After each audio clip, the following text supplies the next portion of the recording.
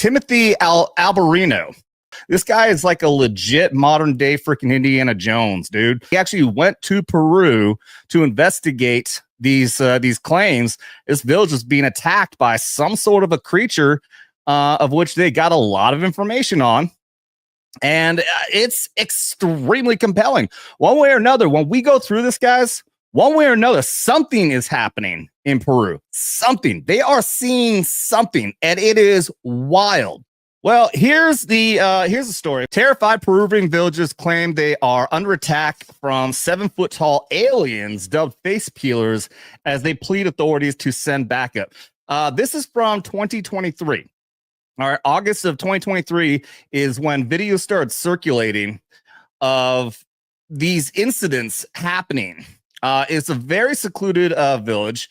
I believe the village itself is something like a couple hundred people in this place called, it's San Antonio. This is not San Antonio, Texas. It's San Antonio, Peru. These are some of the pictures and videos that started circulating that got everyone really interested in the face peelers case. I'll quickly go through this because we're going to go through the video, guys. And the video itself, like I said, is of Timothy in Peru himself, actually interviewing these people, actually getting their testimony, all this stuff. But here's a story that started everything off back in 2023. Terrified villagers in a rural Peruvian village district have claimed they have come under attack by 7-foot aliens. They have dubbed Los Pelacares, or the face peelers. Members of the Ictu tribe of San Antonio native community have reported mysterious figures in dark-colored hoods attacking the villagers who live in the rural district of Alto Nane, northeast of Lima, Peru. One such attack, a 15-year-old girl who we're going to talk a lot about, had been taken to a hospital.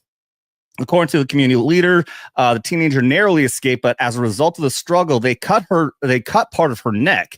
Now, according to local media, members of the community are conducting night patrols to protect women, children, and more vulnerable villagers, and have called the authorities to send in the military. So here you got some pictures of terrified villagers come attack. I think this was an injury. Yeah, man around his neck, supposedly attacked by is helped when he was attacked, and he was helped by the villagers. And down here, they end up requested for the Navy, because this is a village that goes along a river. So they want the Navy to come in and protect them. They sent officials, they sent police. The Navy actually never respond. These are not military personnel, to my understanding. This is actually simply police. And I won't go into all this, but the community members said they can't sleep because they're in fear. Locals describe the extraterrestrials, quote, as having large heads, yellowish eyes, and mysterious figures that are immune to their hunting weapons. This is Talia after she was attacked. Here's the patrols. This is no bullshit, man. They took it so serious ever since this is like 2 years ago now, and they have been on patrol. We're going to show you videos of the extreme measures that these people have taken to protect themselves from whatever the fuck these things are. So let's get into this video. Like I said, this is on Timothy Alberino's Facebook page. He has 264,000 subscribers. This video. This is immediately after he got back from Peru. And if you look him up, even on his page, he has numerous interviews that he's done with a lot of other people. He's been talking about this all over the place. Like I said, Sean Ryan, huge show, has a show coming out with him on it, talking about this and other topics. And when I saw the trailer for the Sean Ryan show, I was blown away, especially because there's possibly even a United States military component to it. And that's what we're doing here primarily on Vets Investigating Paranormal, is military-involved paranormal activity, which is a acronym I'm going to coin, even though it sounds weird, MIPA. All right, so if you look him up and you look this up, you'll find a lot of different interviews, but go to Timothy Alberino. I'm not going to watch the entire video, guys. All right. So first off, Timothy here is going to explain what exactly is going on and what started him on this path. Phenomenon of recent internet fame. Let's begin with a brief review.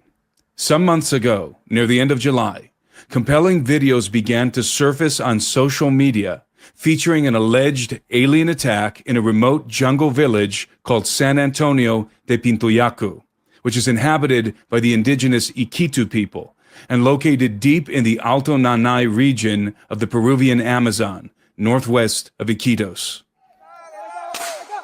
The video depicted an alarming scene in which the men of the village were in a state of panic discharging their firearms into the jungle in the dark of night. Subsequent interviews with the Apu, or chief of the village, revealed that mysterious assailants were making incursions into the village and had attempted to abduct a 15-year-old girl. All right, so real quick, and they're gonna show this here. So what they're gonna focus on mostly when they talk about this, he's gonna have a Marine friend come on that joined him on this adventure. They're gonna focus mostly on what happened with Talia here, who got attacked. But these are incidents that happened. There were some people who were saying that they would have at least witnessing these creatures on a freaking nightly basis. So the videos that we hear, unfortunately, in the video that we're going to watch here, they don't really break down the separate incidents. In fact, they start talking at one point about an incident of them being like 25 of these guys point blank range with these creatures and shooting right at them. And they don't explain, unfortunately, when these individual stories happen. But understand that when we go over the totality of this, these are many, many incidents that they're talking about that have happened over a period of years now, 2 years at least, going back to 2023. The girl, whose name is Talia, was able to scream during the altercation with her assailants and was fortunately rescued by her brother and her neighbors who came. All right, so real quick here, when I first saw this, I thought, oh, look, they're just two wimpy little scratches. But then you can see it. These are deep lacerations in here. These are obviously cuts that have been cleaned up. So again, when I saw this, it was a little blurry. I thought they were just scratches. It seemed very stupid. We're going to go into all the details of what happened to her, and it is extremely strange. This is legit what happened. Something legitimately happened. Running to investigate the commotion. Talia sustained a laceration in her neck and was in a state of chemically induced disorientation for some time after the incident. According to the Apu, whose name is Jairo Reategi, the assailants were. He's going to go into detail on all of this stuff. I'm going to skip ahead a few times and we'll get to the meat and potatoes of everything here. Of the Pelacadas is well known in the Peruvian Amazon. I myself. All right, so again, the Pelacadas, this is what we're talking about. That as a translation means the face peelers. So we're going to go back. This is actually a legend that goes back generations. It's only recently that these things are starting to, I guess we're saying, reappear. The legend of the Pelacadas is well known in the Peruvian Amazon. I myself had heard of it some 20 years ago when I lived among the native people in a region of the jungle not far from Alto Nanay. According to the legend, strange beings would, from time to time, appear in the remote villages to waylay and abduct individuals who happened to be found alone at night. The corpses of these unfortunate victims would later be discovered with their faces partially or completely removed, exposing the bleached skeletal bone beneath. While many Peruvians associate the Pelacadas with gringos, there is no consensus among the indigenous communities in regard to their origin or identity. So, and this is going to come up later as well. And I actually had to make this connection. So I guess they actually believe that, gringos being us up here, Americans, that these are actually gringos who are going down there and are mutilating people, cutting their faces off and shit. So this is going to be relevant at one point when the girl describes what she sees. Some believe that they represent an international group of organ harvesters funded, perhaps, by cartels, while others maintain that they are non-human beings and even extraterrestrials. Although the descriptions of the Pelacadas vary to some degree in the legends, there are consistent details, such as the fact that the assailants always attack at night and have the ability to silently float through the jungle and fly through the air. Apart from the... And again, we're going to go into the details on... they got very descriptive, and all the people matched the descriptions. They all say the same thing. That's what's really wild about this. And now this is also going to be part. He's going to go into the fact that it wasn't just this one village. They'll talk about later that there's another location that had almost the exact same thing happen. Something close, it's like 50 or 80 miles, a long distance away through thick ass jungle. So it is impossible. The idea that something was happening at a similar time so far away, unless these things are the same things and they're flying through the damn air, is virtually impossible. Video which had surfaced from San Antonio. Another video appeared on social media featuring an alleged Pelacada encounter in the city of Nauta, which is 2 hours west by road from Iquitos, the capital city of Loreto. The video, captured at night on a cheap smartphone and therefore dark, grainy, and low resolution, seems to depict an alien. This is going to come up later on, guys. I wish I would have had a picture ready to show you guys close up what this thing looks like, because it's wild. Alien gray type being, which is momentarily illuminated by a flashlight. Now, he says it looks possibly like a gray alien, but yeah, if you look up here, you can see possibly one big eye here, one big black eye, possibly another one here. It's either something that could be looking off in this kind of direction, or it's something that's looking hard over in this direction. And trust me, when we compare pictures together later on, it's going to blow your fucking mind, so stay tuned. These videos, as well as others, went viral on the internet and provoked much fear and trepidation throughout the jungle regions of Peru. The villagers of All right, I'm going to skip ahead a couple steps here. Incident eventually arrived from Iquitos to responded. Yeah, here's when the police show up, and this is so dumb what you end up seeing here.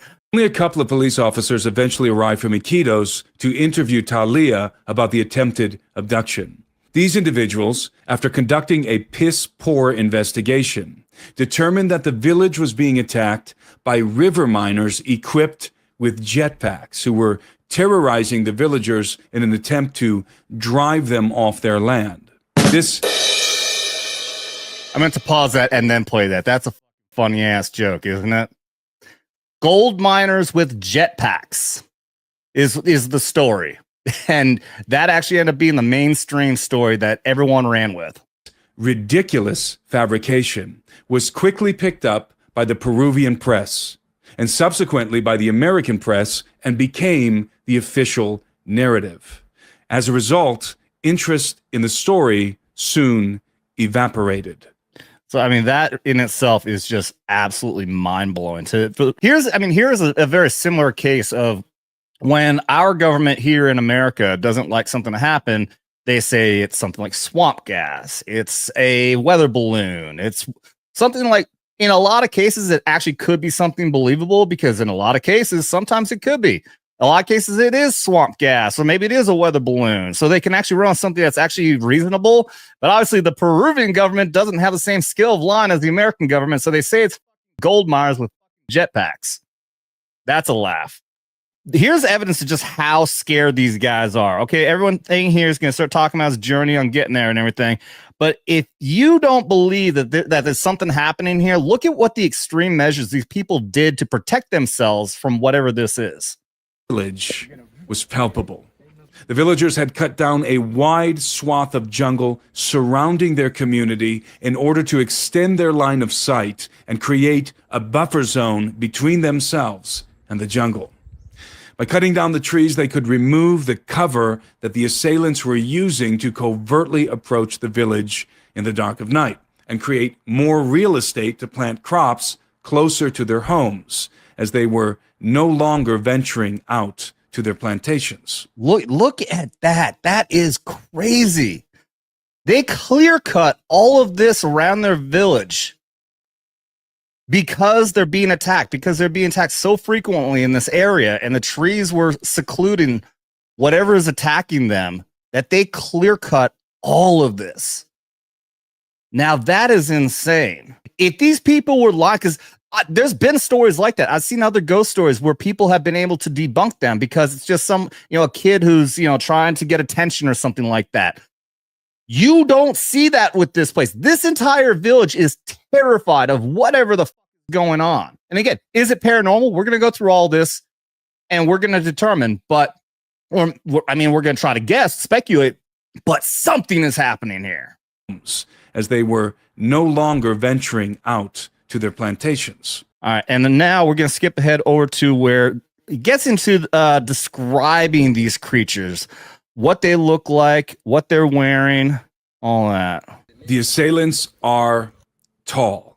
Most estimates describe them as being considerably taller than me, standing somewhere between 6.5 to 7 feet, perhaps even up to 8. They are arrayed in black armored bodysuits and wear large, elongated helmets that cover the entirety of their faces with yellow-tinted, almond-shaped eye lenses. They are equipped with small backpacks, hard shell rather than fabric, and their footwear is very peculiar, with 2 discs on the soles of each shoe. When they leave tracks in the forest floor, they look like 2 circles rather than the typical shoe or boot imprint. Now, I'm immediately I'm gonna point out here that this sounds crazy. All right, this sounds extremely weird. It sounds like something made up or something that you would find in a freaking movie. But the fact is that all these people are seeing the exact same thing. That's another case of like these cases. I think, man, there's definitely another South American, Central American ghost story I'm trying to think of where they saw this creature and they just couldn't line the stories up or the descriptions up. One would say that it had red eyes, one would say it had yellow eyes, one would say that it had scales, the other one say it didn't. This is not the case here. They're all saying the exact same thing. They do not carry any visible weapons in their hands, and they are exceedingly agile when they walk and run, even capable of jumping over houses in a single bound. This is likely due to the fact that the discs on the soles of their shoes, which emit a red light, are outfitted with some kind of propulsion technology that enables them to hover a meter off the ground and lunge into the air. In almost every interview I conducted, the assailants are described as surfing on top of circular platforms that are about 3 feet in diameter and that can hover in place or accelerate at high rates of speed. These platforms are encompassed with lights of varying colors and are completely silent as they move through the village, except when they accelerate off the ground, at which point a sound something like compressed air can be heard. So again, we're talking about something that's extremely different here. You know, when typically if we hear of something of some sort of UFO activity, you know, whether it be the gray aliens or anything like that, you never hear this kind of stuff about some sort of body armor or having these hoverboards or anything like that. If you guys are thinking the same thing I was when I was hearing this, they say it in another interview. This sounds very much like the description of the goblin from Spider-Man, Green Goblin. It sounds a lot like that, except it's not a jet, you know, it's not jet propelled or anything. They're on some sort of disc that are flying them through the air. So he gets down through that. And then there's also a UFO component. There's some sort of a ship. Usually UFOs don't make a sound or make a low hum. And that's another thing. Why is this thing making any kind of sound at all? And he'll say it later on. I can't remember if I have it time coded or not. That the fact that it makes some sort of sound when it accelerates. They're saying that maybe it requires some sort of an extra propulsion in order for it to get going, I guess, to be able to accelerate and start to fly. Other than that, they're saying it's silent. This just doesn't align with typical type of UFO activity as we know it, whether it be the grays or any other kind of species. That's why it's very compelling, and we're going to have a lot of speculation about this. Let's get over to the ship. Aside from the flying circular platforms, the assailants are also equipped with advanced aerospace vehicles, what we might call UFOs. These craft have been seen by multiple people in the village and are described exactly the same by everyone. The fuselage of the craft is shaped somewhat like an acorn, with the narrow part being the nose and the wider part the aft. They're about the length of a private jet, but much wider, and in the place of wings, they have small, rounded protrusions which fold open and deploy a series of rapidly blinking lights. The craft have been viewed hovering above the village at very low altitude, some 30 to 40 feet, and have no apparent propulsion systems such as engines or propellers. In one case, the craft appeared to be completely transparent, and 2 pilots could be seen sitting inside. Yeah, that's so this guy right here, they talk about it, he's a fisherman, and when he saw us, and that's what he described it as. So when we're talking about the creatures and the suits and everything, and it sounds like maybe they watched the movie Spider-Man and they're describing the Green Goblin. Okay, you can go with that argument if you want to try to call them out for bullshit. Where the fuck did they get this idea for this acorn shaped spacecraft, though? This is like nothing anyone's ever seen, and it's multiple people who describe seeing this. Like I said, they've seen this thing flying over their village. Some people say almost on an almost nightly basis. They've all fucking seen this thing, and they all describe it the same way. Like the circular platforms, the craft are completely silent, except when they accelerate, at which point they make a low-frequency humming sound. The platforms and the craft have been seen on many occasions by many people hovering above or flying over the village. Even according to one account, the very night before we arrived. We spent a total of 2 nights. All right. So, and that's the thing is that they are going to say that they're there for 2 nights, but both nights were raining, and they say that when it rains, these things don't show up. So, could it be convenient that when these guys show up, all of a sudden it's not there, or is it accurate that these things just will not fly in the rain? Don't know, but let's see. We're gonna get ahead here to the interview. I believe when they start talking with Talia herself, he ends up bringing his friend on here. This is his Marine friend that he's with right here, and he's also going to be on here speaking on video, talking with him for this interview. Suggested that we go to her house the following morning after breakfast. We did so, and her father persuaded her to talk with us.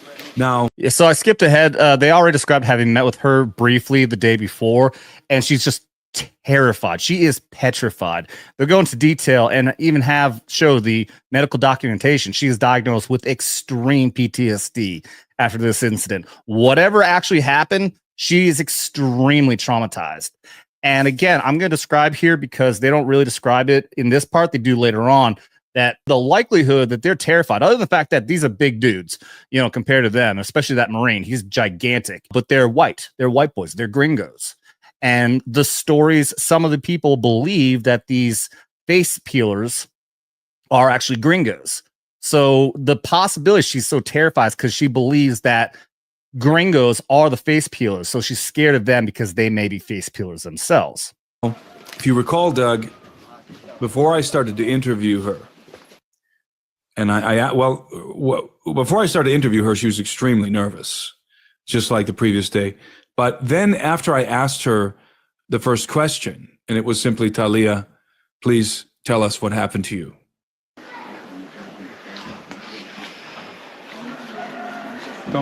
She's terrified.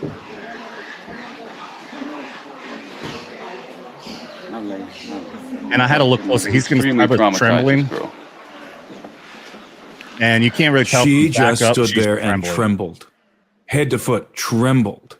For probably a good 2 minutes, just stood there silent, trembling. She could not speak.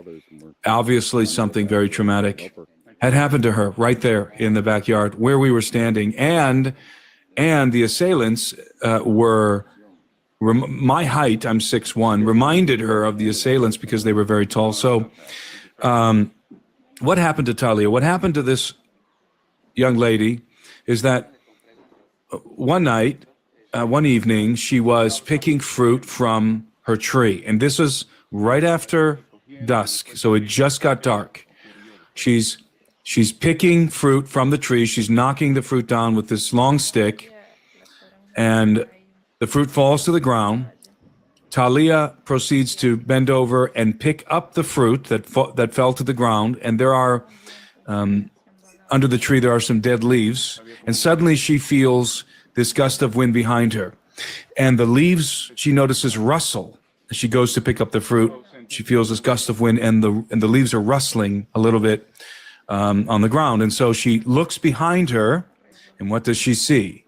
She sees a person coming up the hill, because the backyard is kind of a little gully. It's forested. There's some jungle there between the other houses. So it's this little gully. We have it on film.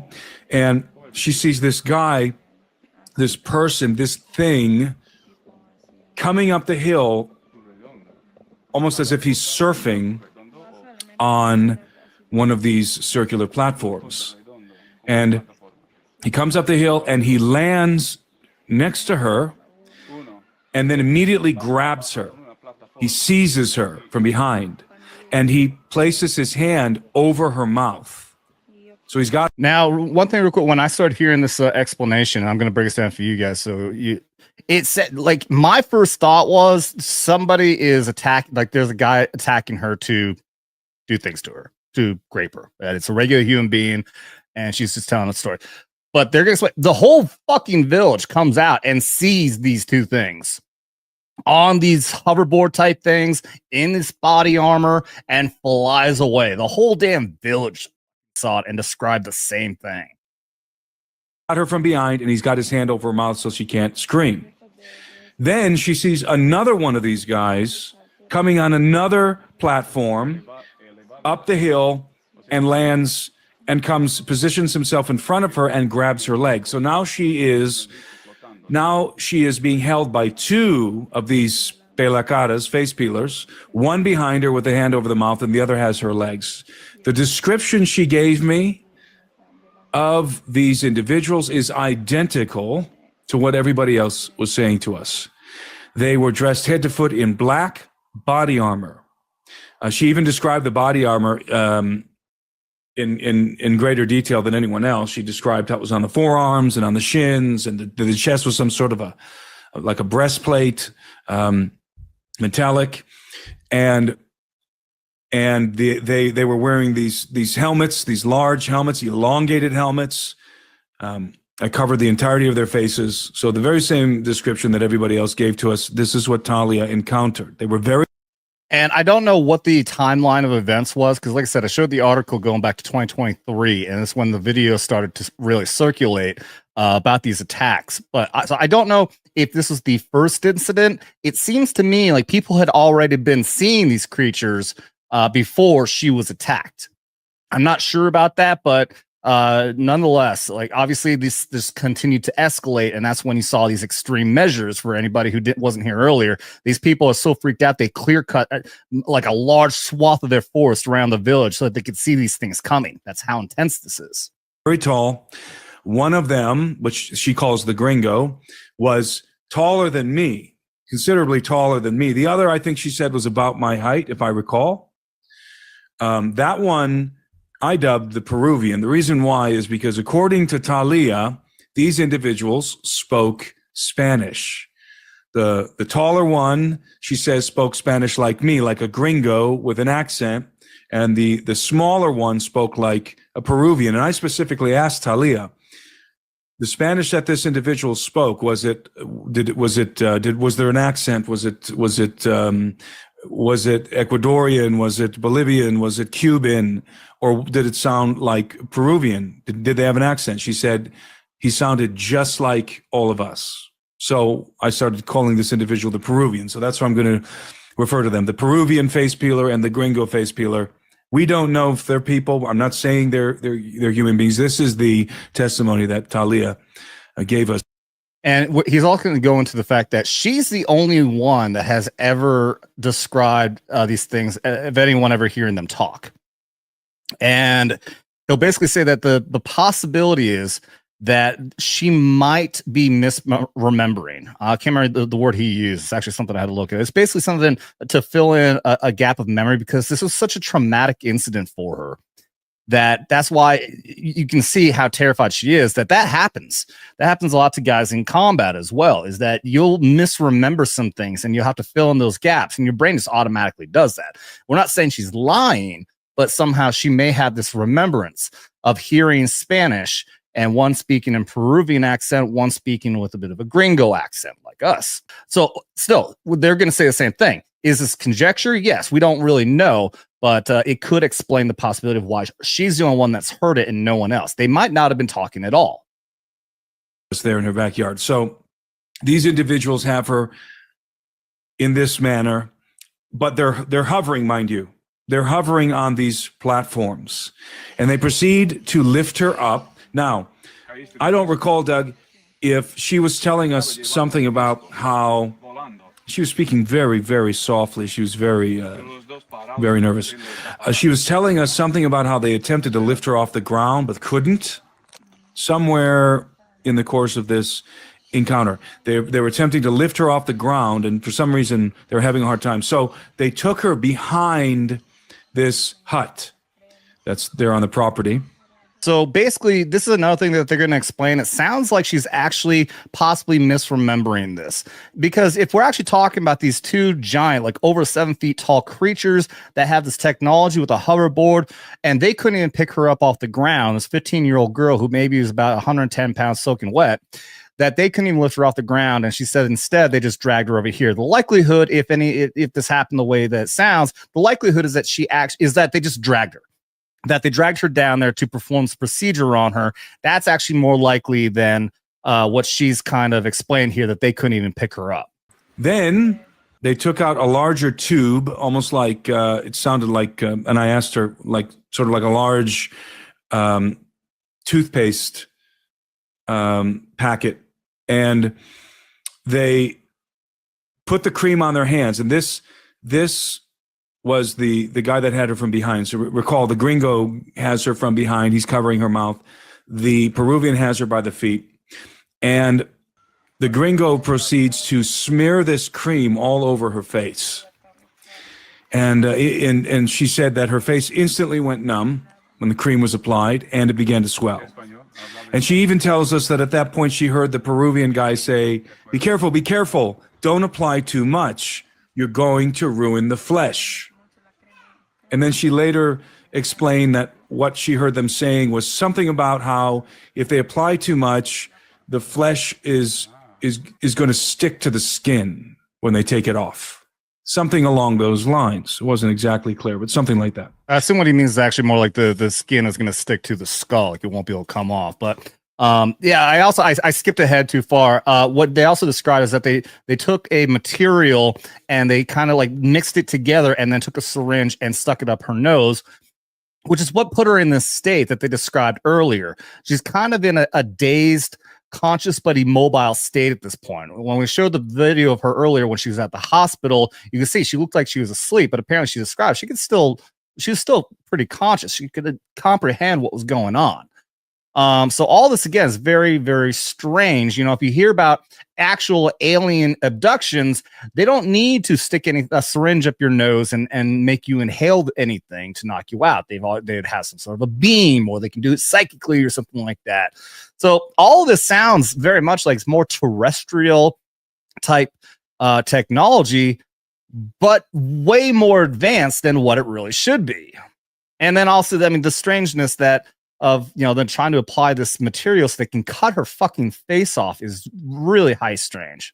And then they took out one of them took out a small device that you and I think is a laser scalpel, and they began to make an incision in her neck. In other words, they were very likely going to peel her face off, just like the legends say. At this moment, Talia began to struggle. She began to lift up the mask, the helmet of the guy behind her, the gringo holding her from behind. And as she was doing this, somebody, I think it was him, or if not the Peruvian guy. Dude, that freaking crow or a chicken crowing like that scared the shit out of me earlier. I had no idea where it came from. Guy who was holding her legs, one of them slapped her in the face. And when they did this, they dropped her. And this gave her a moment in which her mouth was no longer being covered, and she was able to scream. And so she hits the ground, she screams. Her brother and her family members are on the other side of the house on the porch, sitting there outside. They have their flashlights on them. Talia's brother gets on the scene with his flashlight. The neighbors are up higher on the hill. They come down with their flashlights, and they all see the same thing. What they see are two individuals, these two individuals we just described, dressed in black, head to foot, very tall, hovering on these platforms, on these circular platforms. And Talia is lying there on the ground, bloodied up from the incision in her neck. Her face is swollen. And Talia says that at this moment, she heard the Peruvian face peeler say to the gringo, let's go, let's get out of here. And the gringo replied, no, we can't just leave her here. And according to Talia, he proceeded to grab her by the hair and try to drag her and perhaps lift her off the ground on his platform. The neighbors see this. They have their flashlights. They start to yell. And eventually the gringo drops her. And these guys maneuver themselves to where there's an opening in the trees. And they lift off the ground at a high rate of speed and disappear into the sky. I do want to address one thing. First off, Pred, surprised he didn't camp out for a week. So one thing, he had to charter a boat that took 2 days to get out to this village. And then after that, I think it probably took 2 more days to get out of there. They say 2 nights there, but then they also went to the other village. So this is still an extended trip, going to multiple locations to do this investigation. And I'm going to guess they probably just did it for as long as they could afford, to be honest. I'm sure this guy is not well, maybe he is a millionaire, but I'm sure this is a very expensive trip. So he was probably only doing it for as long as he could. You know, he probably had to, pay these boat guys and whoever else money for every single night that they're out there. So maybe this is some sort of advanced technology that's being used by a government. Maybe it's our government going down to Peru and testing it on villagers. Don't know. But that's, again, we're going to go through all the information to figure out what the hell's going on. By the way, everybody over there, if you like what we're doing, please double tap that like and subscribe. Be greatly appreciated, and have those comments keep on going. All right, let's keep going. I wish we could have had a toxicology test done on her to see if it was narcotic based or not. The cream that she put on, or that was put on her face, reminiscent to me, sounds like a very high dosage lidocaine mixed with something else that vasodilates the blood vessels in the face. We did see the 2 scars. Yeah, so again, I'm going to go a little bit first. There you go. You can see right inside, you can see a very clear, deep laceration. And what they're going to speculate later on towards the end of the video is that why is there 2 lacerations? Well, she's struggling, and it's very possible that this angular one was actually the first cut, and then they realize they can't go with that one because it's not clean cut. So here's the second one that is more straight across. They can give it a clean cut to peel her freaking face off, which is so weird and disturbing. But also I speculate because this is some sort of this isn't a knife they're using. It's like almost a mini lightsaber scalpel or something like that, which is why it's a very clean cut. Actually, it was Cisla, the father, showed us the picture on his phone the night it happened, and it looked like 2 burn marks. Mm-hmm. It looked like lacerations. It looked like the beginnings of 2 distinct burn marks, where not like it was precision, but like if someone was struggling. They missed the mark the first time and restarted. Right. One line was longer. Okay, I thought that was gonna be later. They're talking about right here. One line was shorter. One of the things that she described, though, is as the man grabbed her, whichever one it is that grabbed her the first time by the fruit tree, he was down on the surface and hit something on his ankle like a button, and activated the circular platform. Yeah, that caused it to lift off the ground. Yeah. Yeah. So thinking of this, they had to move so quickly, both of these guys, that we're not talking about like a hoverboard that you can buy at, some knick-knack place, even one that costs tens of thousands of dollars. This is a piece of equipment that's very agile, very mobile, and is very efficient, which is not what we've researched lately. We haven't researched anything that matches the description of what these guys were on. No, we have nothing like this. This is not conventional technology. From all the descriptions that we've heard, it does not appear that we're dealing with propellers. This is some other kind of propulsion system. As I mentioned earlier, they have backpacks. They're not fabric backpacks. They're hardened backpacks, hard shell backpacks. You and I surmised out there in the field when we were talking to these people that perhaps we're talking about battery packs or maybe even small reactors, something like that. And their feet seem to snap into these boards, into these circular platforms. Again, the boots have their own little discs on them, and they're capable of hovering without the boards, just with their boots. But when they snap into the boards, I'm calling them boards, but when they snap into the platforms, the circular platforms, they they can accelerate at a high rate of speed. So they have capabilities on these circular platforms that they don't have with just their shoes, with just the whatever kind of technology, whatever sort of technology is being deployed from their shoes. Our military has jetpack type technology. But it is massively bulky. Like there's video out there. These guys, there's these gigantic propulsion systems that are on their arms that they use to maneuver themselves while the backpack, actually propels them in the air. And they show like they have this ability where they can land on the ground, quickly disconnect from it, and have their weapon ready to go. So we do have that kind of technology. And that's something that's been revealed. Here's the case. I've talked about this on Vets Talking, that any technology that we see that's out there that the military has revealed has been in the works for 10, 20 years.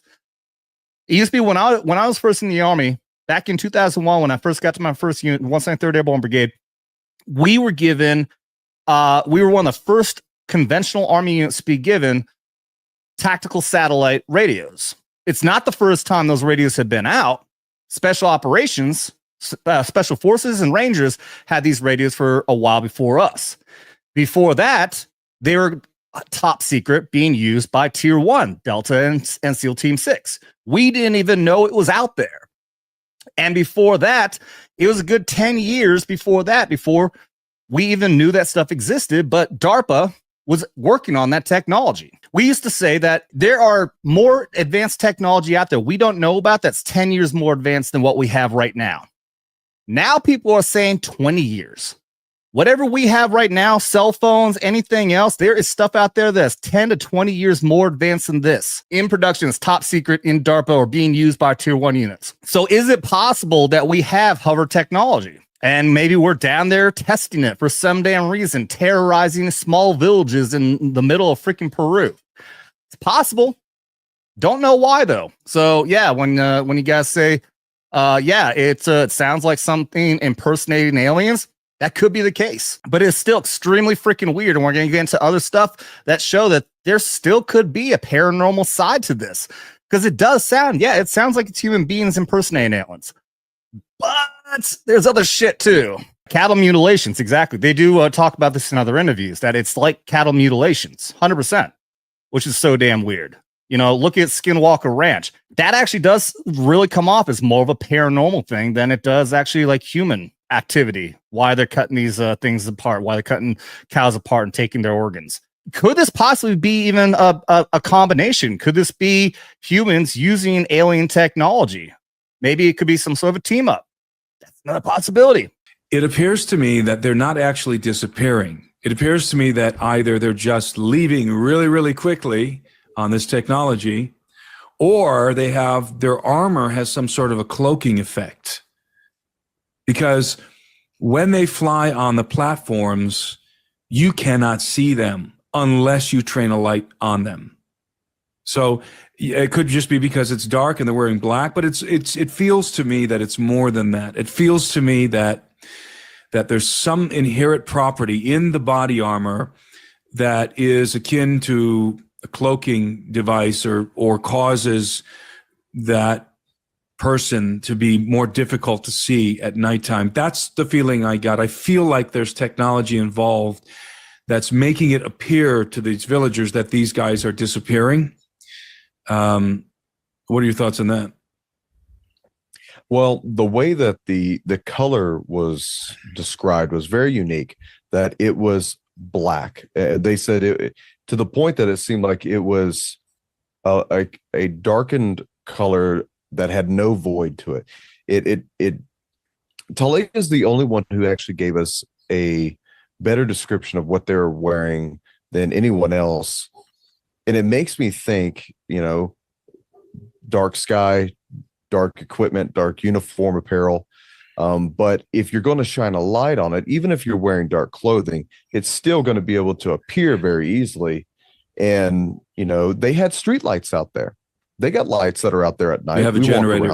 Yep. They have a generator. And they're not seeing them unless there is some sort of a higher powered light directly pointed on them. You're not seeing an outline of them. So it's either they are just that stealthy, or it's some sort of a stealth technology that we don't understand yet that they're wearing as well. Yeah, they are coming in. They were making incursions into the village from the jungle. And as I mentioned, they burned what, 4 or 5 acres of jungle down At least all around the village, like a moat. And then they planted yucca and so forth, but they wanted to create a line of sight. Yeah, and again, stealth technology. That's nothing that has been revealed that is being worked on. We have these sheets that have the ability to reflect what's behind it, so you can practically disappear. Again, that's technology that they've revealed we have. Whatever's actually out there is 10, 20 years more advanced than that. So it very well could be. This could, again, be technology that DARPA, our military, has created that is just extremely more advanced than what we currently know about, and they're being used. They start talking about how these people have had multiple, like I said, multiple incidents with these things, and they shot at them. They shot multiple times with these things, and nothing happened. They talk about how they set traps up all over the place, and they use their rifles to set these traps up so that when the trap is triggered, string or whatever, then the rifle will go off. They described how they'll hear this multiple times, not in a night, but they've heard it multiple times where the gun will go off, and then they go and investigate, and they don't see any blood. There's no body, but there are these circular footprints all over the place. So these things are going around. They're walking around the woods, setting these things off, and it's just bouncing right off the arm. It's not doing anything. Tactically, when you think about this, for a man to okay, yeah, this is one of the times I'm talking about where he's going to tell a story, and unfortunately, they don't describe when this incident is. He just goes into talking about how these things are just like right up front from like 25 guys. And he talked about how anyone who understands shotguns, you are not going to want to be up close. You'll feel more comfortable because he's a Marine. He understands how, buckshot or birdshot works, whatever they're using. At like 100 feet, you're not worried about it. Maybe you'll get pelted by 1 or 2 little BBs and it might, ooh, what was that? But point blank range, it'll fuck you up. So nobody will want to do that. And he's going to describe here how that's exactly what these things do. Put himself into a line of threat where you have, there's at least 25 guys there with shotguns. They're going to be shooting at you. They were shooting at stuff. Yes. I would feel very at the drop uncomfortable. Of a hat. Yeah, I would feel super uncomfortable. I would have to be at least 100 yards away, and maybe I would feel a little comfortable. But these guys were up close. The assailants were up close. Close enough within the fact that it's still considered to be possibly lethal range. Mm-hmm. And nothing would happen. Nothing would happen when they would fire. We heard a mixed bag of cats when we asked what would happen when they would fire. That either the rounds would go through them, which could mean that they just missed, and their perception is that it went through them, or that the one assailant was hit and dropped and then stood right back up. That's right. And also, a couple of the guys described a dinging sound, like the pellets dinging off of armor on metal. That's right. Yeah. And now it should be noted that these guys, they buy their 16 gauge birdshot, or birdshot for their 16 gauge shotguns, and they open them up. They open the cartridges up and they modify the shot inside. So I don't know how many pellets how many BBs those cartridges have, but what they do, and so he describes how they start using it's more powerful BBs and shot to try to injure these things one way or another, and it's just they can't do it. This armor, whatever the hell it is impenetrable to their weapons, at least to these shotguns. Who knows if you're using a 50 cal sniper rifle. We'll be very curious to see what 50 cal will do, but unfortunately these guys don't have a 50 cal. Obviously, whatever body armor these things have is more advanced than anything we have in the military. To be able to take a routinely 16 gauge shotgun blasts, point blank range, and not injure any of them, no blood, right? Like you said, I think somebody said one fell down, right? Just because of the blast of the shotgun. But my God, if it's going to knock you down on your butt, you would expect the guy to be shouting and yelling, right? You would expect that individual, let's say it was a group of mercenaries, right? Who are there to human traffickers, mercenaries with advanced technology. One of them gets shot point blank range, falls on his butt. You would imagine that you would hear him yell, right? And then call out to his buddies, I'm hit, or something like that, or whatever, Anything. right? Yeah. Nothing. They don't talk except for. Yeah, you'd be expecting radio communication. That's right, radio communication, at least through their helmets. And the only account we have of any of them making any noise at all is Talia. Yep. At one point, I was surrounded. You were actually inside. So yeah, and again, that's what we're talking about. That maybe Talia's recollection of hearing these things speaking in Spanish, one with the Peruvian accent, one with the Gringo type accent. Maybe she didn't actually hear that. Maybe that's something in her extremely traumatized state. Or at least in her recollection, she was hearing that. Because it seems more like if these things are completely silent, they're communicating with each other somehow. They're wearing helmets. Now, either this is some sort of communication via telepathy, they're psychically talking to each other, because that's the understanding or belief that we have that gray aliens or these other creatures could be doing that, or inside that they are talking through a radio and you just can't hear it. So one way or another, it's wild that these things are getting shot at. Yeah, and you're not hearing anything. You're not hearing, oh, should have been shot or ow or anything. It is complete and utter silence. Aside from these hovering circular platforms, you also have what I'm describing as advanced aerospace vehicles that these guys travel in. This is really fascinating to me. The first time we heard this was a particular woman, an older woman, was describing the encounter she had with these beings, several encounters she had with these beings. By the way, we really got a sense of how terrified these people were. She said that during the height of this thing back in July and August, all of the families, because obviously these are very tight-knit communities. They have families, large families in the community. And she said all of the families that normally live separated from each other in different houses were all huddled together. So all of her family members, she said, they're sleeping on the ground. They're all huddled together. They were terrified. Every time they heard a sound, they'd run outside with their flashlights. She said they were living in abject terror. And that's another thing, like we're talking about. No matter how you want to judge it, if you want to be skeptical and say, well, it can't be aliens, and then, no, well, we don't really have technology like that. No matter what, something is happening that's terrifying these people. They clear cut 5 acres of forest surrounding them so that they could see these things coming. They literally moved their lives so they could be closer to each other so that people can't be individually picked off if they're too far away. They set up these traps all over the place with these guns shooting off and then hitting nothing, or hitting them and not doing any damage. No matter what, something extremely weird is happening here. And she said that one night she observed about 30 or 40 feet above her house. She looked up and she saw this vehicle hovering there silently. It was just hovering silently above her house. And she drew, I asked her, what did it look like? She described it the best she could. She described that it wasn't like an airplane in that it didn't have wings. It had these little stubby protrusions on the side. And then she drew, and I don't know if we have this on camera, she drew the shape of it in the ground, in the Almost dirt. acorn-like. It was very much sort of like an acorn shape. And which is the same shape as what we saw on the whiteboard, which actually they'll talk more about that again too when they talk to the fishermen. You'll see they all draw the same thing. And I do want to say this also.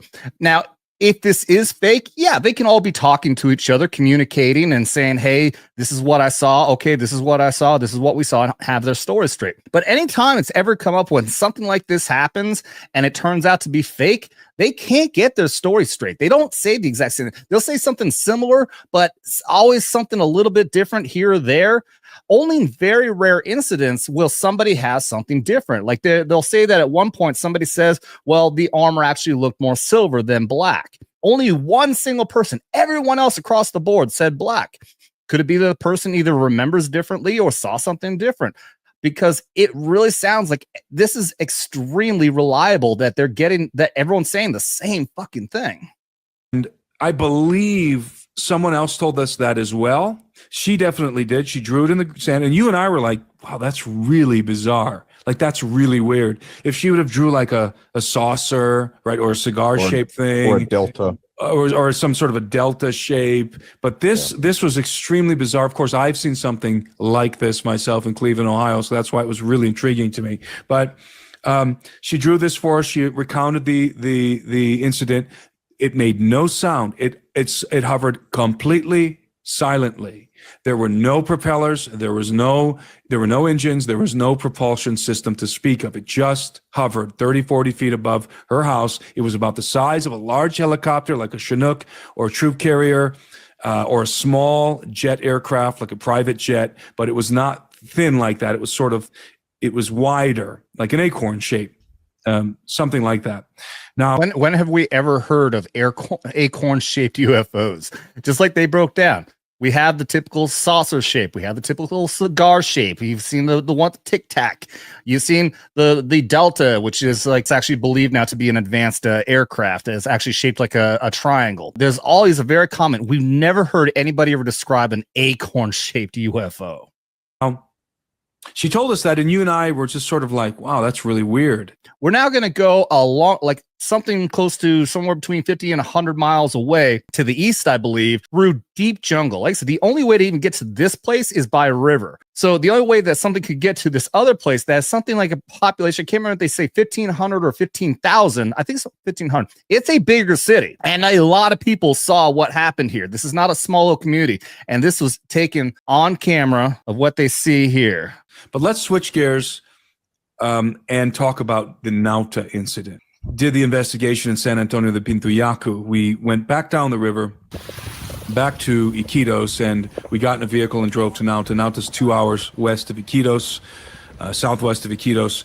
And this is where that particular video was filmed, in which it appears that we might be looking at some sort of a gray alien type being in the video. So we wanted to go and investigate that, observe that location during daylight hours, so that we can get a sense of the perspective and of the size of whatever it was they were looking at. And we were able to do that. Now, let me say that I made a mistake in the original reporting on this incident. I had conflated the first video of the villagers firing into the jungle with this second video. I thought that they both had occurred in San Antonio de Pintuyacu.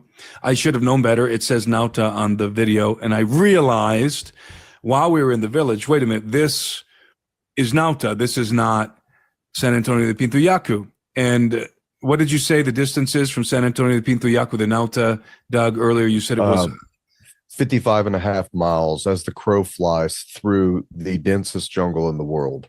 Yes. You're not getting there quickly. Right. So again, there's no roads connecting these places. There's not even a road to the San Antonio village. You can only get there by river or going through deep, deep woods. As the crow flies, that's a long distance to go, either by river or by land. So, and Nauta, it needs to be, we need to understand that San Antonio de Pintuyacu has a population of 200.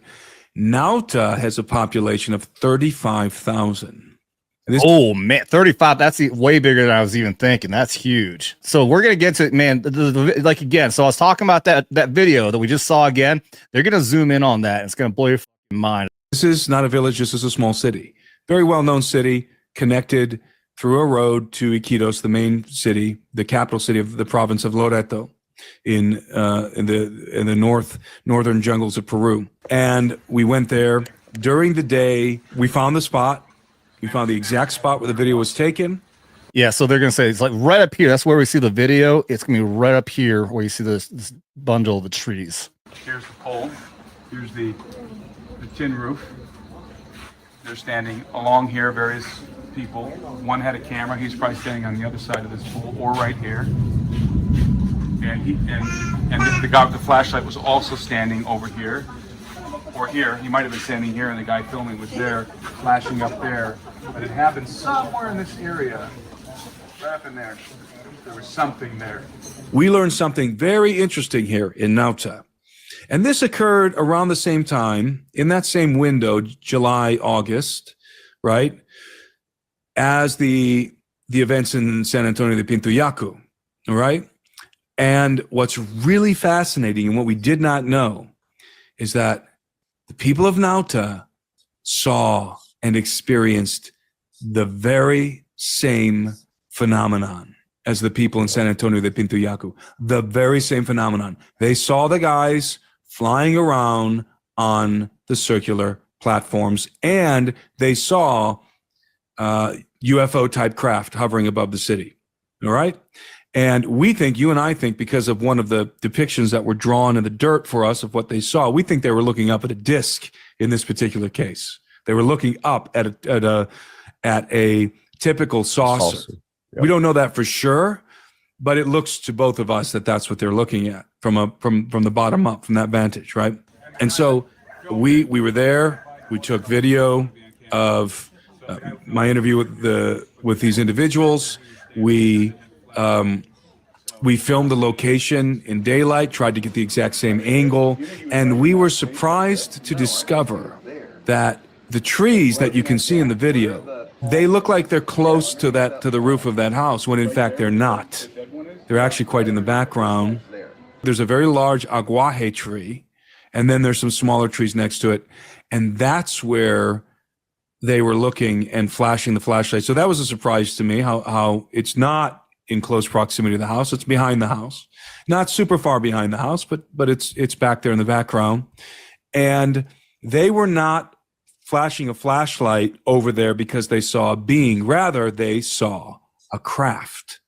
Yep. They saw this craft hover above the tree, this large aguaje tree, and it was projecting a light down. And during this very night, the villagers were on edge. Why? The citizens of Nauta were on edge. Why? Because they were hearing gunshots go off.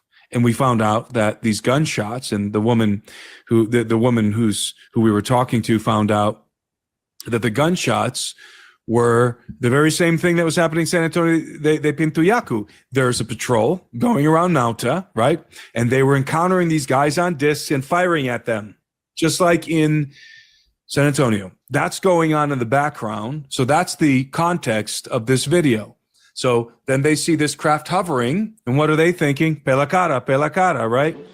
And I showed them the video, and you slowed the video down where we think, and not just us, but others as well, that what we're looking. So again, so to give context here, remember how whenever you film anything in the dark, the cameras can't pick things up very well at all. So they were likely able to see. First off, remember, like you just said in full context, there was a craft behind this building. Now here, you can't even see the trees, but somewhere between the building and the trees, there's a craft there shining a light down that people are shooting guns at. And that's what draws people attention in to film now and shine a light up there, shine a light at the craft, when suddenly they saw this instead, which at first, like I said, they described as being like a gray beam. It actually looks more green. That could be something, lighting in the camera or something like that. But here's a head, and they even see at some point, you see the head turn. I want to get the raw footage of this. I apologize to you guys that I didn't. I was doing the time coding and this all the way up until I started streaming, so I didn't have time to do any more looking into it. But again, this is gonna be really damn weird here in a minute. Looking at is some sort of a gray alien type creature that you can see it moving its head from side to side. They did not see that. They were interested in the craft. Okay, so that is the origin of that video. That's the context. They saw a craft, probably a saucer. They're putting their flashlight over there, and they're capturing potentially something else. Now, what's interesting about this is that if indeed, and we don't know, but if indeed what we are looking at in that video is some sort of a large gray alien or insectoid type being, we now know, you and I now know because of the distance, that creature, that being would have to be, what did we calculate, 7 to 9 feet tall? At least. Here's that roof that we were just looking at, and here's that pole. Here's the side of that other building. This thing is up on that roof. This is just the upper torso we're looking at. Remember, this roof doesn't have a slant to it. You couldn't see the roof. The roof bottom is down here. And this, you can see the edge right here. This thing is this tall. Remember that what we saw earlier. In fact, let's do that. I'm going to show you that again. So at 1:15:21, look at that. Look at this scale that we're looking at here. This thing's head is somewhere like up here. So again, this is crazy. Obviously, this is an artist rendition, but this is what I was pointing out earlier. Look at this. You can see a point to the nose, and you can see the shine of what looks like this black mass over here. Looks like an eye. And you see another one over here. And then you can see this body. You can now see looks like arms just like this. And this is just the upper torso, man. Again, we'll have to look at the video. I think they're going to show more of it here in a minute, but this is uncanny. Now, why could this be all of a sudden now it's an insect? Well, what if this is possibly what they were seeing, but they have suits? They have some kind of armor. And this is just them, for some reason, not wearing the armor. It could be some sort of insect freaking species, which when you look at there, like that's why I kept saying there are multiple different species. I've done a lot of looking into this kind of stuff. You can call it pseudoscience. It's all speculation. People are lying. I don't care. There's a lot of information out there that says that we've got all these different kinds of species coming here to this planet. That you've got greys, you've got insect type species, reptilians. So if you open up that mind to that possibility, which I think anybody who's over here on the Paranormal channel, we could be looking at an insect species is invading or at least harassing these people of Peru, and they have suits that for some reason is just not that high technology. We were on our boat harbored there at San Antonio de Pintuyacu one night. You pulled up the video on your laptop and you slowed it down. And we had our Navy guys, Henry and Perez, we had them look at the video along with a couple of guys from the village. We just said, hey, what do you guys think about this? We knew at that point it was filmed in Nauta. I should have known that from the beginning. And I said, this was filmed in Nauta.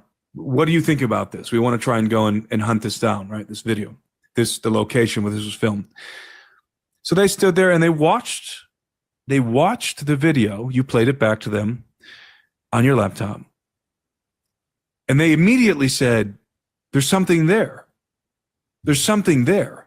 We didn't point to them where it was. Nope. And they even pointed out the eyes. Looks like. Look at it. You can see the torso there. Oh, look at that. That could even be a leg right there. You see the arched? There's part of the torso. Yep, there's a part. This thing very well could. Dude, look at that. I haven't actually looked closely at this. This could be a torso and could have these weird, almost like spider-like legs sticking out to each side. That is wild, man. We're just looking at the torso, the body, the legs right now. I think right there you can see the head. No, it's got to go further up to get to the head. This is all still just a part of the body. And they immediately said, there's something there. There's something there. We didn't point to them where it was. Nope. And they even pointed out the eyes. Looks like there's two black eyes with the flashlight shining off of them. And then I said, what do you think about this picture? And we flipped on your laptop to a picture that I had brought with me of a insectolin, you know, the typical rendition of an insectolin according to the abduction accounts, right? And they were shocked. They said immediately, all of them, everyone standing around said, that's it. That's what we're seeing. And then they said, bring the video back up. And then we put them side by side, the insectolin and whatever it is in the video. And we played it back. And there's just all of them. There's probably 5 guys standing behind us, our Navy guys and the villagers, and they're going, that's it. That's the same thing. That's what's there. This insectolin picture, that's it. Yeah, when I first saw it, and they said like it may be something of a gray alien. And then when we put this picture side by side, I got chills, man, because it really does look like you can see the bulbous eyes, you can see the arms. If you guys just popping in, the flashlight went around, and this thing is gigantic, somewhere around 9 feet, where they're able to show a daylight image of the scale of the top of this building. You can see like these crazy legs and everything. This is chilling what they got on camera here. That's what we're looking at. Look at it. It's moving its head. You can see the light on its eyes. And we told them, we don't know what this is, but maybe it's this. There's a possibility. We don't know. And up until this point, our security detail, these Navy commandos, were cool as a cucumber, right? They were hearing all of the accounts, all of the testimony. They were with us the whole time. We would discuss it with them later on. They heard everything that was said in the village, the pelacadas. They were there when we interviewed Talia. None of that fazed these guys. These guys are very professional. None of that fazed them. But after they saw that video, I remember Henry, who's a jungle survival instructor. Henry put his hand over his mouth like this. And he's just looking, and he goes like this. He said, now I'm a little nervous. Yeah. That makes me nervous. Now I'm a little nervous. There's something in that video. He said, they're saying these are Navy commandos. Commandos means special operations. So I'm assuming that means that this is like the Peruvian version of the Navy SEALs. And that picture, that video scared them, scared it, like their equivalent of Navy SEAls. I think. Go ahead. He immediately told Paris to get the flashlight. That's right. And start walking around outside immediately.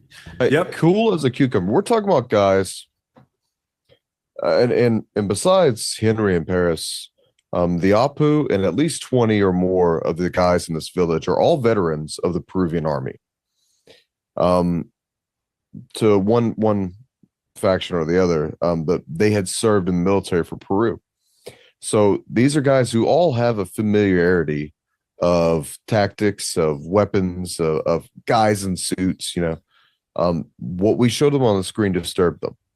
It disturbed them. All of them, not just Henry. They were all just sort of there. And I remember I told you right then and there, I said, hey, you know what this reminds me of?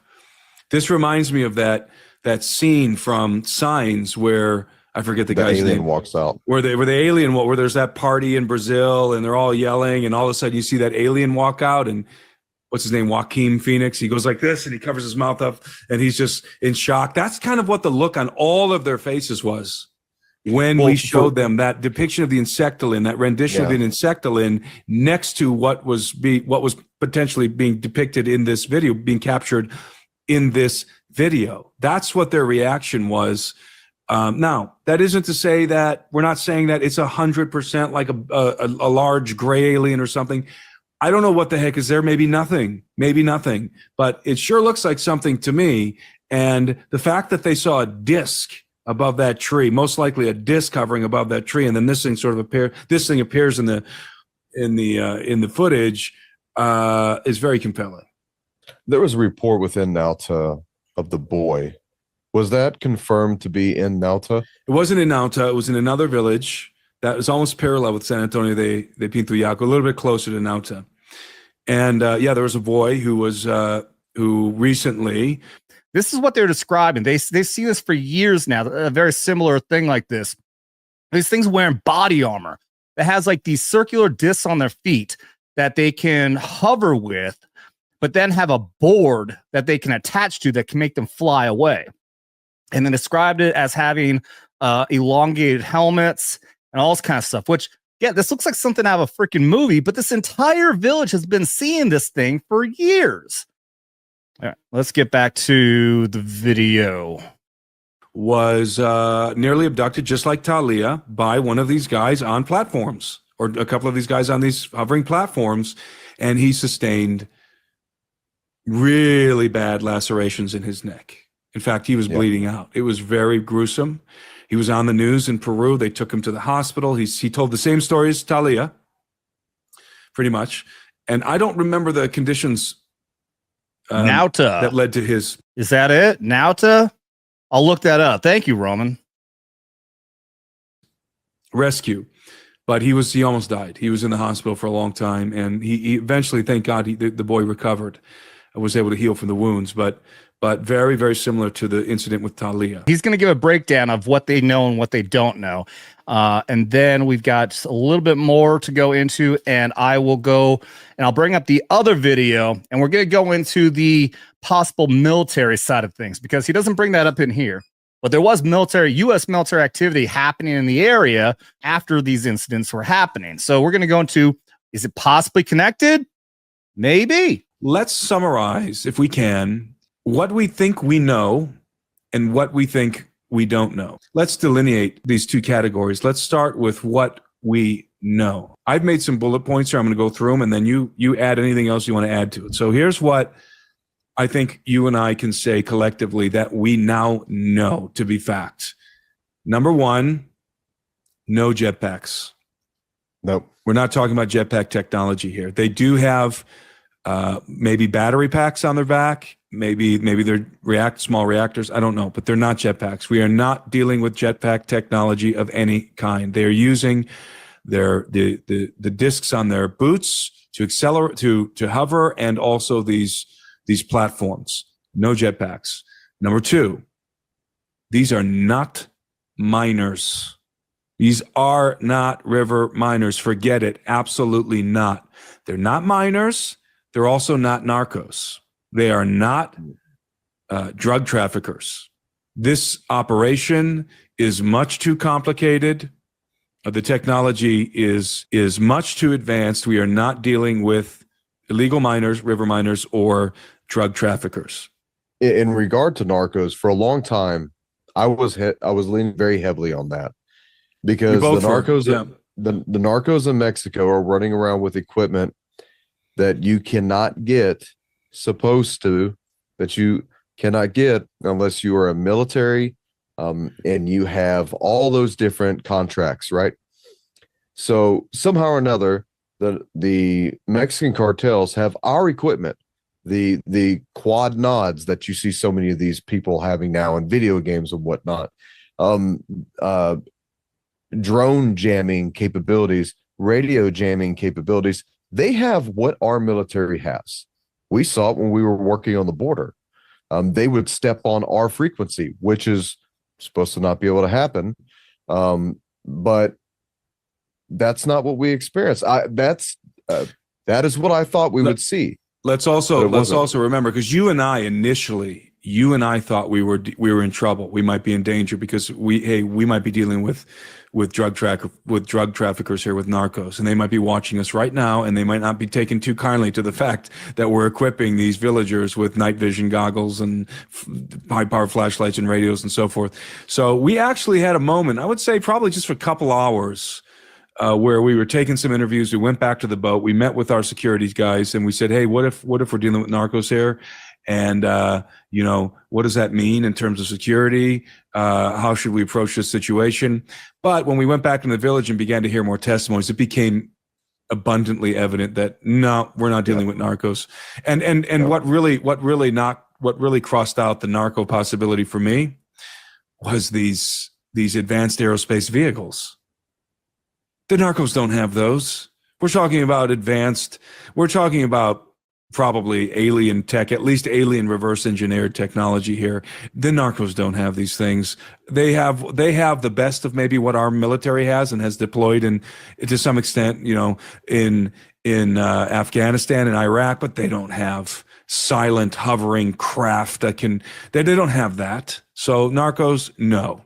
Okay, so we also know whoever these people are, they are definitely not trying to drive the villagers off their land. That is not the objective. How do we know that? Because Nauta has a population of 35,000. Okay? There is no way that anybody, not even narcos, are going to drive away the population of Nauta, an old established jungle city. No way, not happening. We're getting closer to wrapping this up, and like I said, I've got another video. We'll start talking about the speculation of military possible involvement by our government. Clearly not the objective. And keep in mind that the very same phenomenon occurred in Nauta. So that is clearly not the objective here. I want to add another thing that you actually made very clear to me. All right, two more points.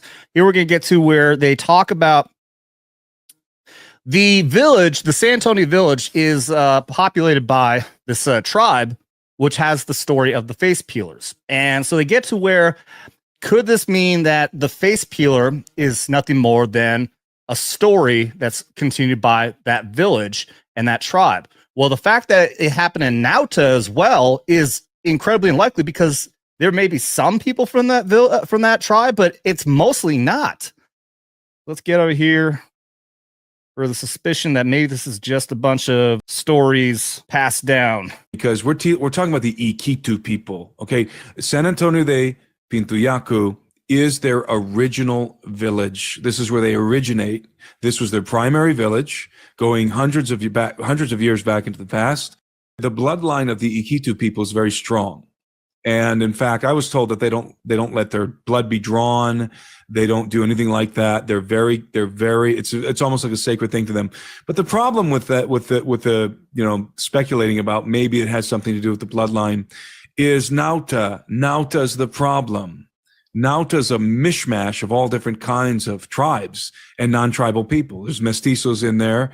There's Iquitu people in there. There's Awahun in there. There's all different kinds of tribal people inhabiting Nauta, just like Iquitu. So Nauta really just, Nauta is the wild card here. It really just shoots holes in some of these other theories because it's an outlier.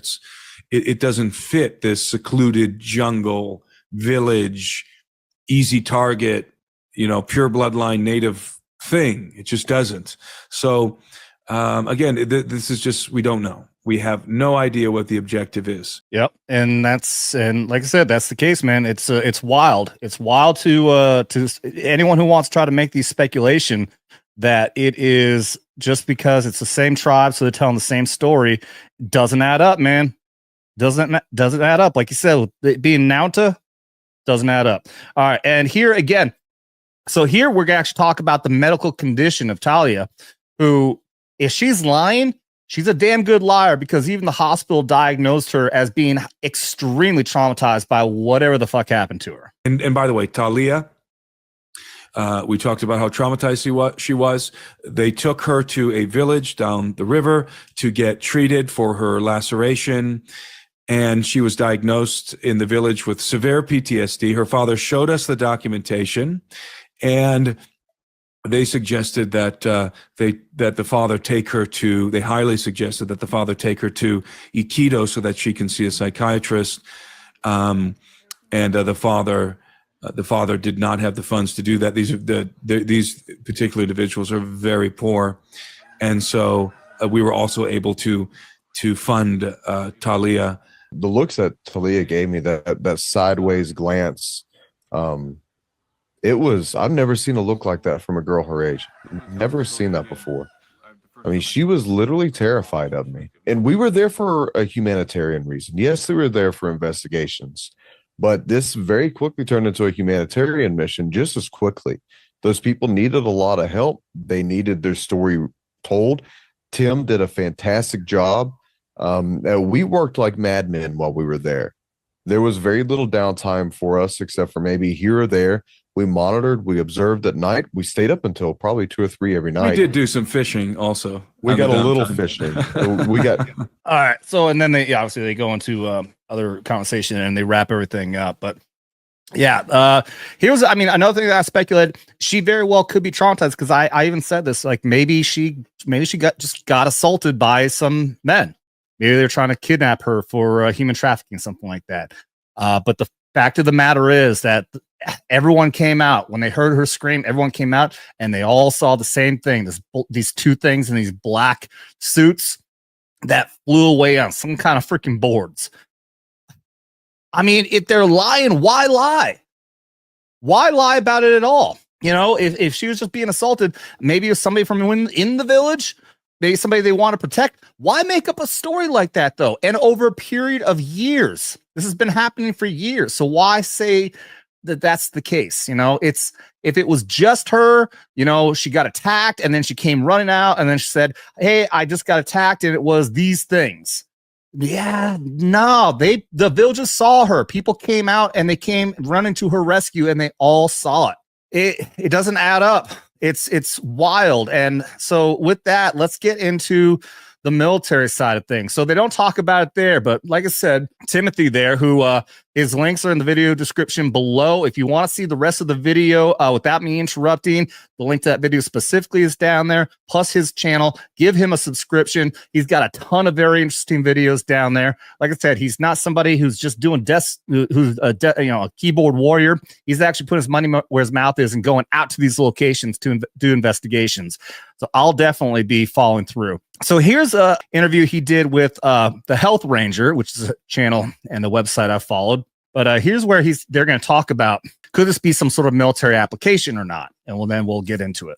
Just be like secret, secret government projects, some secret branch of the DoD, and maybe they're trying to get material for, cloning experiments or something like that. It should be noted that this year, and I'm trying to remember the name. I can't believe I can't remember the name of the project off the top of my head right now. Operation Resolute Sentinel is what he's trying to think of. Operation happening in Peru. It involved the United States and not just, one branch of the military. It involved the Marines, the Navy, the Air Force, Space Force was there. The United Kingdom was there in Peru running some sort of a war game operation in conjunction with the Peruvian military, with the military of Uruguay, with the military of Brazil, I believe Colombia, Ecuador, and they were running operations partly in the Amazon jungle. And I wish I could remember the name. I'd tell you if I could remember the name of the operation. You can find it online. It's not some sort of a secret thing. And I postulated early on, could it be that elements of the United States government and these other militaries who are doing this joint operation, could it be that they are, under the cover of this operation, really going in to dislodge some other force that's operating in the Amazon? Could it be that they're going in to combat something, and that's why they're doing this? Because they had battleships and stuff up the Amazon. Or are they deploying technology? Are they testing some sort of technology out there using the cover of this operation? So here's what we're talking about here. Yes, Operation Resolute Sentinel was an actual operation in 2024 that did operate in that region, and it did involve multiple different nations, multiple different branches. Here's the website for right here. It is listed as a training exercise, multinational training exercise that aims to enhance regional security and interoperability among forces of Peru, Colombia, Ecuador, Chile, Brazil, France, and the United States. Now, could that be a cover story? Absolutely. The likelihood of something like this happening is that they actually did create a training exercise, and they were able to then move in other troops along with them, clandestine. If you're going to move anybody in, and this is something I talked about yesterday. In fact, this is what sparked me to talk about the show that we did yesterday when I was doing a little bit more research into the Intelligence Support Activities Unit, which is the intel division of Joint Special Operations Command, the Tier 1 command element of our United States military that has Delta, SEAL Team 6, and the ISA, which is the most secretive and high-level intelligence unit in our military. That's why nobody hardly even knows about. We know about Delta and SEAL Team 6 because of all the movies, but the ISA is something that we don't know about. They don't want you to know about. They don't want us to talk about. If there really is a Jason Bourne out there, he would be in the ISA. This is the military version of the CIA. The CIA doesn't actually do Jason Bourne shit or James Bond shit. The ISA does that shit. They will go in clandestine. They will go in undercover. The ISA could very well go in for this operation. And then secretly, while everything is happening in places like Nauta or wherever the operations are happening, the training is happening, they can just disappear off to San Antonio, Peru. And they can either go in and secretly go talk to the villagers, go talk to the chief, put up technology in the woods. Because if our military is going to be involved in anything alien-wise, it's going to be Delta, but especially the ISA. And they very well could be out there. They could have gone out there with this operation, under cover of this training operation, and gone out into that jungle and either set up a way to try to figure out what's going on, or maybe our special operators were even going in and trying to find these creatures, hunt them down. So these are all possibilities. And that's what he was talking about speculating. The other possibility, but maybe like we're saying, maybe this is technology that we're testing. For some reason, they want to test the lethality of it. And what better way to test the lethality than on simple villagers, a tiny little village in the middle of fucking nowhere, who people really aren't going to care that much about, who the government of Peru can be so ignorant to just say, oh, that's not aliens or high technology. It's just gold miners with jetpacks working with that, knowing that it's actually our operators who are doing it and they're covering for it. Maybe we're throwing them a little bit of cash. Maybe we're giving them military technology and they're saying, let us operate out here and we'll give you this. That could be a possibility. I mean, and that's horrible to think of. You know, this is the kind of stuff we're talking about, that the kind of technology that could be created that's being bought with $5,000 hammers, $10,000 toilet seats, you know? So there's all these possibilities, but here's something I want to point out. Now, could that operation have been involved with that?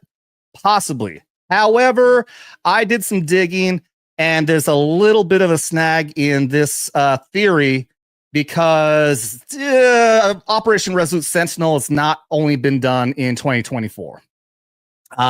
This is a website to when they did it in 2023. And the statement here says, Resolute Sentinel is a 12th Air Force U.S. Southern Command exercise that was first held in 2021.